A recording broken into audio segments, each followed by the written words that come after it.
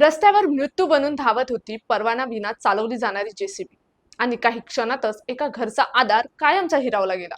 गडचिरोलीच्या चामोर्शीत घडलेल्या या भीषण अपघाताने संपूर्ण परिसर हादरला आहे।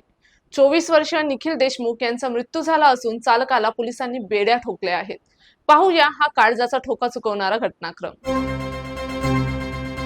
गडचिरोली जिल्ह्यातील चामोर्शी तालुक्यातील आष्टी घोट टी पॉइंटवर एका निष्काळजीपणाने 24 वर्षीय तरुणाचा जीव घेतलाय। परवान्याविना जेसीबी चालवणाऱ्या 18 वर्षीय चालकाच्या ताब्यातील जेसीबी आणि दुचाकीची बुधवारी सकाळी 10:30च्या सुमारास हनुमान मंदिराजवळ समोरासमोर भीषण धडक झाली।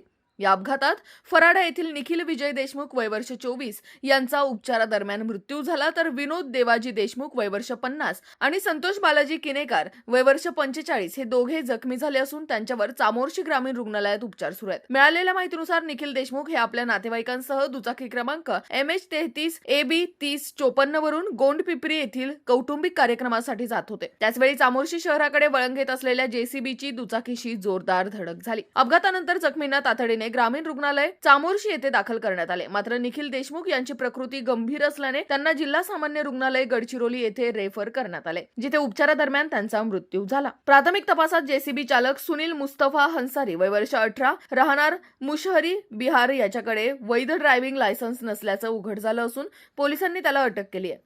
सदर जेसीबी ही सैकत विकास गाईन जयनगर विक्रमपूर यांच्या मालकीची असल्याची माहिती समोर आली आहे। या प्रकरणाचा तपास चामोर्शी पोलीस स्टेशनचे पोलीस निरीक्षक दीपक डोंब यांच्या मार्गदर्शनाखाली पोलीस उपनिरीक्षक खोब्रागडे करत असून पुढील तपास सुरू आहे।